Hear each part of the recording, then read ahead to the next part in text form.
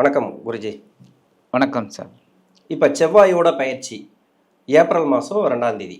இந்த செவ்வாயோட பயிற்சி அதனோட இன்ட்ரோ மட்டும் கொஞ்சம் சொல்லிடுங்க. ஆன்மீகம் ப்ளஸ் நேயர்கள் எல்லாருக்கும் ஜோதிட குருஜியின் இனிய வணக்கங்கள், வாழ்த்துக்கள். இந்த காணொலியில் நம்ம பார்க்க போகிறது செவ்வாய் பகவானின் பயிற்சி. நீங்கள் சொன்ன மாதிரி 2 ஏப்ரல்லேருந்து 11/5/2026 வரைக்கும் இருக்குது. கிட்டத்தட்ட 40 நாட்கள் இந்த செவ்வாய் பகவான் மீன ராசியில் சஞ்சாரம் பண்ண போகிறார். மீன ராசி நீர் ராசி, நீர் ராசியில் இந்த நெருப்பு கிரகம் ஒரு செவ்வாய் அங்கே சஞ்சாரம் பண்ண போகிறார். கூடவே சனி பகவான் அங்கேயே இருக்கார். ஸோ சனி பகவானோட இந்த செவ்வாய் சேர்ந்துட்டு 40 நாட்கள் அங்கே இருக்க போகிறார். இந்த சனி பகவான் செவ்வாய் பகவான் அப்படின்னாலே உங்களுக்கே தெரியும், செவ்வாய் கொஞ்சம் வேகம் ஜாஸ்தி, ஆனால் அதே சனி மந்தம். ஸோ இந்த கான்ட்ராவர்சி தான் எல்லா இடத்துலையுமே கொஞ்சம் ப்ளஸ் ஆர் மைனஸை கொடுக்கும். சில ராசிகளுக்கு நல்ல ஒரு பலன்களை கொடுக்கும், சில ராசிகளுக்கு கொஞ்சம் ஒரு மாதிரியான ஒரு பலன்கள் தான் கொடுக்கும். உலக அளவில் பார்த்திங்கன்னா கண்டிப்பாக ஒரு பெரிய பதற்றமான சூழ்நிலை தான் கண்டிப்பாக மே 11 வரைக்கும் இருக்கும். சில நேரங்களில் உங்களுக்கு பார்த்திங்கன்னா ஒரு 25 ஏப்ரல்லேருந்து கொஞ்சம் எல்லாம் ஓரளவுக்கு உலக அளவில் பதற்றம் குறையும். இந்த 40 நாட்கள் பார்த்திங்கன்னா சனி பகவான் செவ்வாய் பகவான் மீன ராசியில் சஞ்சாரம் பண்ணுறார்.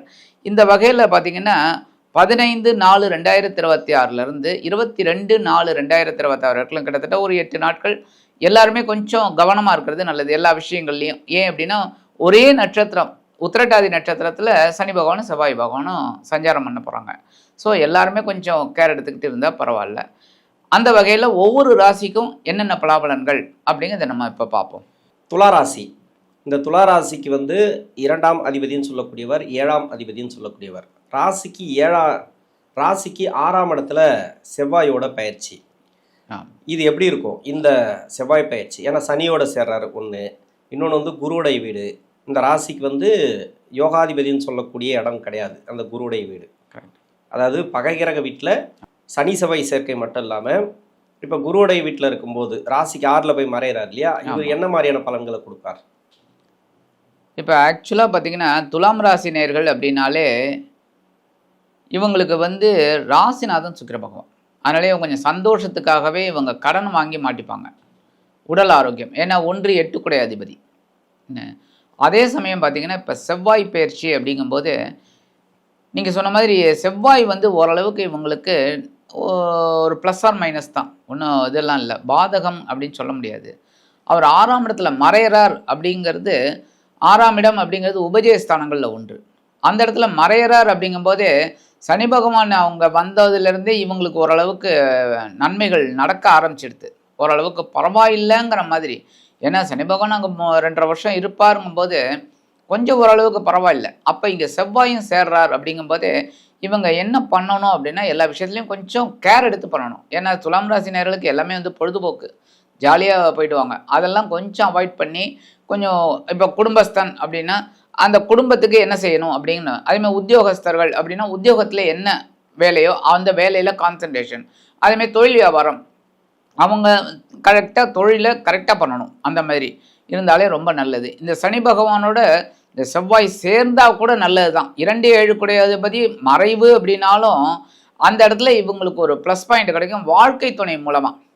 இப்போ ஆண்களாக இருந்தால் மனைவி, பெண்களாக இருந்தால் கணவர், கண்டிப்பாக ஓரளவுக்கு நன்மைகளை எதிர்பார்க்கலாம் இந்த காலகட்டத்தில்.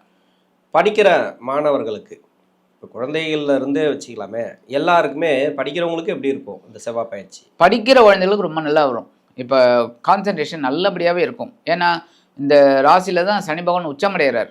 அதனால் அந்த உச்சமடையக்கூடிய சனி பகவான் 6ஆம் இடத்துல இருக்கார். இவங்களுக்கு 4 5 குடையவர். ஸோ அந்த குழந்தைகளுக்கு 4 அப்படின்னாலே படிப்பு தான். 4 5 அதெல்லாம் படிக்கிற குழந்தைகளுக்கு ரொம்ப அற்புதம். அப்போ படிப்பு கண்டிப்பாக நல்லபடியாக ஒரு முன்னேற்றம் இருக்கும். ஆனாலும் இவங்க கான்சன்ட்ரேஷன் எடுக்கணுங்க, எப்போவுமே இவங்க எடுக்கணும். ஏன்னா துலாம் ராசி குழந்தைகள்லாம் கொஞ்சம் ஜாலியாக இருக்கக்கூடிய ஒரு டைப்பு. விளையாட்டு தான். என்ன விளையாட்டில் பார்த்திங்கன்னா விளையாட்டு துறையில் இருக்கிற குழந்தைலாம் சாதனை பண்ணும். என்ன ஏன்னா விளையாட்டை விளையாட்டாக எடுத்துன்னு போயிடும். ஆனால் படிக்கிற குழந்தைகள் படிப்பை விளையாட்டாக எடுத்தால் தான் பிரச்சனை. அப்போ படிக்கணும், அவ்வளோதான். நல்லபடியான ஒரு முன்னேற்றம். இந்த செவ்வாய் சேர்றது ரொம்ப விசேஷம். திருமணத்துக்காக முயற்சி பண்ணக்கூடிய நபர்களுக்கு துளாராசியில் இப்போ ஏன்னா 7ஆம் அதிபதி இல்லையா, 2 குடையவர், குடும்பஸ்தானாதிபதி 7 குடைய கிரகம், அதாவது கலத்தர ஸ்தானாதிபதி. இந்த 2 பாவத்துக்கு உண்டான அதிபதி 6ல் போய் மறையிறது ஒன்று, ராசிக்கு யோகாதிபதினு சொல்லக்கூடிய சனியோடு சேர்றது. இது திருமண வாழ்க்கை ரீதியாக முயற்சி பண்ணக்கூடியவர்களுக்கு ஏதோ ஒரு நல்ல மாற்றத்தை கொடுக்குமா, இல்லை ஏதாவது ஒரு ப்ராபலத்தை கொடுக்குமா, அதை தடையை கொடுக்குமா? இந்த துலாம் ராசி அப்படிங்கும்போதே இல்லற வாழ்க்கை அவங்களுக்கு அமையறதுக்கு வாய்ப்பு இருக்குது. ஆனால் இவங்களுக்கு முக்கால்வாசி காதலில் தோல்வி தான் கிடைக்கும். ஏன்னா இவங்களுக்கு வந்து என்னதான் இருந்தால் கூட அப்படியே இந்த காதல் சக்ஸஸ் ஆனால் கூட ஒரு பிரிவினை மூலமாக அவங்க டைவர்ஸுக்கு போயிடுவாங்க. ஏன்னா இவங்களுக்கு காதல் ஒத்து வராது. ஏன்னா சனி பகவான் வந்து உச்சம், சனி பகவான் நீதிமான், நேர்மை அதெல்லாம். அப்போ களத்திரக்காரகன் சுக்கிரன் அது செவ்வாய் அப்படின்னாலும், ராசிநாதன் சுக்கிரன் அப்படின்னாலும் கண்டிப்பாக இவங்களுக்கு வந்து காதல் சக்ஸஸ் ஆகாது. ஆனால் இந்த காலகட்டத்தில் செவ்வாய் வந்து 2-7 குடை அதிபதி 6ஆம் இடம் அப்படின்னாலும் முயற்சியின் மூலம் தடை தாமதங்கள்லாம் விலகி ஒரு நல்ல இது கிடைக்கும். இப்போ பொருளாதார ரீதியாக பெண்களுக்கு எப்படி இருக்கும்? அதாவது குடும்ப வாழ்க்கையில் இருக்கக்கூடிய பெண்களுக்கு நிறைய பேருக்கு கடன் பிரச்சனை இருக்குது. அந்த கடன் பிரச்சனை ஏதாவது தீர்றதுக்கு உண்டான வழி இருக்குமா இந்த செவ்வாய் பயிற்சியில்? கண்டிப்பாக கடன் அடையுங்க, உறுதியாகவே சொல்கிறேன். கண்டிப்பாக கடன் அடையும். இவங்களுக்கு கடன் கண்டிப்பாக ஒரு 100% வச்சுருக்காங்க அப்படின்னா 75 to 80 கண்டிப்பாக முடிஞ்சிடும். முயற்சி எடுத்து ரொம்ப கொஞ்சம் இது பண்ணாங்க அப்படின்னா அதுலேருந்து வெளியில் வந்துடலாம். கடன் கண்டிப்பாக குறைஞ்சிரும். ஏதோ ஒரு வகையில் மாற்றம். ஆமாம், வருமானம் வரும். வருமானத்தை வச்சு கண்டிப்பாக கடன் அடைச்சிட்டு ஒரு நிம்மதியான ஒரு சூழல் இந்த 40 நாளில் அவங்களுக்கு கண்டிப்பாக கிடைக்கும். அதெல்லாம் வந்து அவங்க அவைல் பண்ணிக்கணும். அதாவது 6ஆம் இடத்துல சனி செவ்வாய் சேர்க்கைன்றது ஆமாம், நல்ல ஒரு மாற்றம். இன்னொன்று வந்து பார்த்தீங்கன்னாக்கா வெளிநாட்டில் வேலை பார்க்கக்கூடியவர்களுக்கும் இங்கே வேலை பார்க்கக்கூடியவர்களுக்கும் துளாராசியில் ரொம்ப நாளாக இருக்கிற பிரச்சனை என்னன்னாக்கா எந்த வளர்ச்சியும் இல்லை சார் வேலையில். ஒரு ப்ரொமோஷனோ எதுவுமே இல்லாமல் இருக்கு சார். அது மாதிரி இருக்கு இல்லையா? அவங்களுக்கெல்லாம் இப்போது ஏதாவது ஒரு வளர்ச்சி, அதாவது ஒரு ப்ரொமோஷன் கிடைக்கிறது, ஒரு இடமாற்றங்கள், இல்லை வேலை ரீதியாக ஒரு இன்க்ரிமெண்ட், ஏதோ ஒன்று இவங்களை சந்தோஷப்படுத்தக்கூடிய அமைப்பில் ஏதோ ஒரு பொருளாதார ரீதியாக ஏதோ ஒரு ஏற்றம் கிடைக்குமா? இவங்களுக்கு இந்த குரு வந்து பகை கிரகம் அப்படின்னாலும் இருக்கிற இடம் ஸ்தானபலம் 9ஆம் இடம். நிறைய பேருக்கு ஓரளவுக்கு நன்மைகள் இருக்குங்க. அதை வந்து மாற்றுக்கருத்தே கிடையாது. 9ஆம் இடத்துக்கு வந்தோடனே குரு வந்து ஓரளவுக்கு நன்மைகள் பண்ண ஆரம்பிச்சிட்டார். ஏன்னா இதில் தான் வந்து இந்த துலாம் ராசியில் தான் விசாகம் உட்காந்துட்டு இருக்கு, குருவோட நட்சத்திரம். அப்போ ஓரளவுக்கு இவங்களுக்கு நன்மைகள் தான் நடந்திருக்கு, இல்லைன்னு சொல்ல முடியாது. சுவாதி கொஞ்சம் போராடிட்டு தான் இருக்காங்க, இல்லைன்னு சொல்ல முடியாது. சித்திரை வந்து கொஞ்சம் ஸ்டாண்டர்டாக இருக்காங்க. விசாகம் கொஞ்சம் பரவாயில்லை அப்படிங்கிற இதில் இருக்குது. இப்போ இந்த இதில் பார்த்திங்கனாக்க இந்த குரு வந்து 9ஆம் இடத்துக்கு வந்ததுலேருந்து பரவாயில்லை. இப்போ உத்தியோகத்தில் இருக்கிறவாளுக்கு கண்டிப்பாக எதிர்பார்க்கிற அந்த உயர்வுகள் வரத்துக்கு வாய்ப்பு இருக்குது. நீங்கள் சொன்ன மாதிரி பதவி உயர்வோ சம்பள உயர்வோ அதெல்லாம் வரத்துக்கு வாய்ப்பு இருக்குது. கணவன் மனைவிக்குள்ள ப்ராப்ளம் நிறைய இருக்குது. அதாவது ஒரே வீட்டில் இருந்து பேசாமல் இருக்கிறவங்களும் இருக்கிறாங்க துளாராசியில். இல்லைன்னாக்கா அந்த ப்ராப்ளம் இருக்குது இல்லையா, கணவன் மனைவிக்குள்ளே ஒற்றுமை இல்லாமல் இருக்கிறது, இல்லை பிரிவுகளை கொடுத்துருக்கிறது, இவங்களுக்கெல்லாம் அந்த செவ்வாயோட பயிற்சி எப்படி இருக்கும்? துலாம் ராசியில் பார்த்தீங்கன்னா கணவன் மனைவி உறவு அப்படிங்கிறது ஓரளவுக்கு பரவாயில்லைங்கிற மாதிரி தான் போகும்.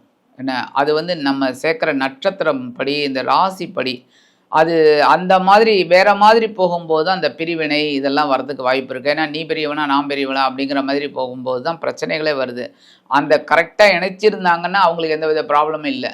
அது சின்ன சின்ன மிஸ் அண்டர்ஸ்டாண்டிங் கூட போயிட்டே இருக்குது. என்ன அந்த மாதிரி வரும்போது இவங்க என்ன பண்ணணும், இந்த காலகட்டம் அப்படிங்கும்போது செவ்வாய் பகவான் களத்திரம் அவர் தான் செவ்வாய் பகவான் தான் களத்திராதிபதி. ஸோ வாழ்க்கையில் கொஞ்சம் குடும்பத்தில் குழப்பங்கள்லாம் இருக்கும், இன்னும் அப்படியே தொடர்ந்து தான் இருக்கும். பட் பேசுகிற வார்த்தைகளை நம்ம கவனமாக இருந்தால் போகிறோம். அப்போ மிஸ் அண்டர்ஸ்டாண்டிங் வராமல் இருக்கும். எல்லாமே வந்து பேசி தீர்த்துக்கணுமே தவிர தீர்த்துட்டு பேசக்கூடாது.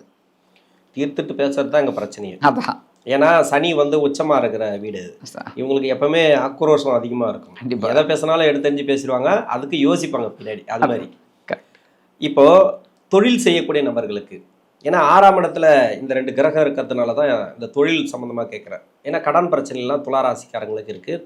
கொஞ்சமாவது அந்த கடன் பிரச்சனை தீருமா, இல்லை மணி லாக் ஆகிருக்கு ஒரு சில இடத்துல வந்து, அதாவது கொடுத்து லாக் ஆகிடுறது ஒன்று, வாங்கி லாக் ஆகிறது கொடுக்க முடியாமல்.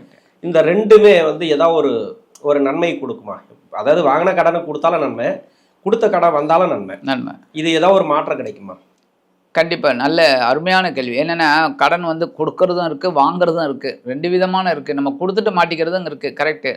அந்த வகையில் இந்த கொடுத்துட்டு மாட்டிக்கிறாங்க பாருங்கள், அவங்களுக்கெல்லாம் வந்து திரும்பி வர்றதுங்கிறது எட்டாக்கணி தான். ஏன்னா துலாம் ராசிக்காரர்கள் கண்டிப்பாக இதில் தான் ஏமாறுவாங்க. கொடுத்துட்டு தான் ஏமாறுவாங்க. ஏன்னா அந்த அளவுக்கு இவங்க நல்லவங்க. என்ன ஏன்னா கொடுத்த கடனை கேட்கறதுக்கு யோசிப்பாங்க, அதிரடியாக கேட்கவும் மாட்டாங்க. போயிட்டு எப்போவுமே அழுத புல்லு தான் பால் குடிக்கும். அப்போ இவங்க போய் கேட்க மாட்டாங்க. கேட்க மாட்டாங்கங்கும் போதே அவங்களுக்கு வந்து அது எப்படி கிடைக்கும்? அது கிடைக்கிறது கஷ்டம்தான். ஆனால் இவங்க கொடுக்க வேண்டிய கடனை எப்பாடுபட்டாவது கொடுத்துருவாங்க. ஏன்னா அவமானம் வரக்கூடாது அப்படின்னு நினைக்கிறவங்க. தொழில் ரீதியாக இருக்கிறவங்களுக்கு கொஞ்சம் குழப்பம்தான். ஏன் அப்படின்னா இவங்களுக்கு துலாம் ராசிக்காரங்களுக்கு எப்போவுமே தொழில் வந்து செட் ஆகாது. என்ன தனித்துவமான தொழிலுங்கிறது கொஞ்சம் யோசனை தான். ஏன்னா 10ஆம் இடத்து அதிபதி சந்திர பகவான். சந்திரன் அப்படின்னாலும் மனோகாரகன், மனநிலை. அப்படியே இவங்க திடீர்னு மாற்றிடுவாங்க. என்ன தொழிலை மாற்றிகிட்டே இருப்பாங்க. இன்றைக்கி ஒரு தொழில் பண்ணிட்டு இருப்பாங்க, நாளைக்கு அது சரியாக வரலடா அப்படின்னு. அப்போ இவங்க கூட்டாளிகள் மூலமாகவும் பிரச்சனைகள் வரும். அதனால இவங்க கூட்டாளிகள் யாரை வச்சுக்கிறது அப்படின்னா இவங்களோட வாழ்க்கை துணையை வச்சுக்கிறது தான் பெட்டர். குழந்தைகள் கூட அடுத்தது தான். வாழ்க்கை துணையை வச்சுக்கிட்டாங்கன்னு வச்சுங்க பிரச்சனை இல்லை. ஏன்னா குடும்பத்தில் இருக்கிற மாதிரியே பிரச்சனை தொழிலையும் இருக்கும், அப்படியே போயிடும். அதனால் இவங்க வாழ்க்கை துணையை தான் வச்சுக்கணும். ஆனால் இந்த காலகட்டம் அப்படிங்கிற தொழில் வியாபாரத்தில் இருக்கிறவங்களுக்கு ரொம்ப நல்ல ஒரு பீரியடு. ஏன்னா 6ஆம் இடத்துல மறைவுனாலும் ஒரு எதிர்பாராத ஒரு முன்னேற்றம், திடீர்னு ஒரு ஆர்டர் வர்றது, திடீர்னு ஒரு கான்ட்ராக்டில் சைன் பண்ணுறது, இதெல்லாம் இந்த காலகட்டத்தில் அவங்களுக்கு கிடைக்கும். நல்லது. பரிகாரம், இந்த செவ்வாய் பயிற்சிக்கு இந்த பரிகாரம் பண்ணிங்கன்னா உங்களுக்கு கடன் பிரச்சனை தீரும். இன்னொன்று உடம்பு சரியில்லாமல் இருந்தால் நோய் நொடி பிரச்சனைகள், மருத்துவ செலவு, இது மாதிரி இருக்குது இல்லையா, இதெல்லாம் வந்து தீரக்கூடிய வாய்ப்பு இருக்குன்னா என்ன மாதிரியான பரிகாரம் பண்ணுறது நல்லது? 3 பரிகாரம் பண்ண சொல்லுங்கள், அது போகும்.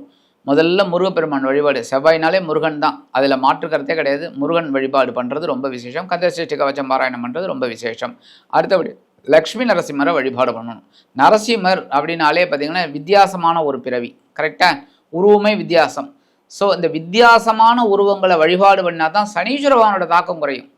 அப்போ இந்த நரசிம்மர் வழிபாடு பண்ணுறது ரொம்ப விசேஷம். அதுவும் லக்ஷ்மி நரசிம்மரை வழிபாடு பண்ணிங்கன்னா நீங்கள் சொன்ன அந்த கொடுத்த கடன் திரும்பி வரத்துக்கும் வாய்ப்பு இருக்குது. அதேமாரி வாங்கின கடனை திருப்பி கொடுக்கறதுக்கும் ஒரு நல்ல முன்னேற்றம் கண்டிப்பாக இந்த லக்ஷ்மி நரசிம்மரை வழிபாடு பண்ணும்போது கண்டிப்பாக கிடைக்கும். ஏன் அப்படின்னா நரசிம்மர் அப்படின்னா உக்ரம், உங்களுக்கே தெரியும் உக்ரம். அப்போ வெறும் நரசிம்மரை வழிபாடு பண்ணால் கடன் தான் அதிகமாகும். அதனால தான் அந்த நரசிம்ம ஸ்லோகத்திலே பார்த்திங்கன்னா அந்த ருணர் விமோச்சன ஸ்லோகம்னு ஒன்று இருக்குது. அதை சொன்னால் தான் நரசிம்மர் இது கிடைக்கும். அப்போ லக்ஷ்மி நரசிம்மரை வழிபாடு பண்ணும்போது சாந்த ஸ்வரூபி அந்த நரசிம்மர். அப்போ நமக்கு கண்டிப்பாக ஒரு வருமானம் கிடைக்கும், கடன் அடையும். 1. 2வது இவங்க வந்து கண்டிப்பாக இவங்க பைரவரை வழிபாடு பண்ணுறது ரொம்ப ரொம்ப விசேஷம். பைரவரை வழிபாடு பண்ணினாலே கண்டிப்பாக முன்னேற்றம். ஆக இந்த சின்ன பரிகாரங்கள் இவங்க பண்ணினாலே அற்புதமான பலன்கள். இந்த 40 நாட்களும் செவ்வாய் பகவான் சனீஸ்வர பகவானோடு சேர்ந்து பகைருண ரோகஸ்தானத்தில் இருந்தாலும் வெற்றிகள் கண்டிப்பாக குவியும் என்று கூறி விடைபெறுகிறேன். நன்றி, வணக்கம். நன்றி.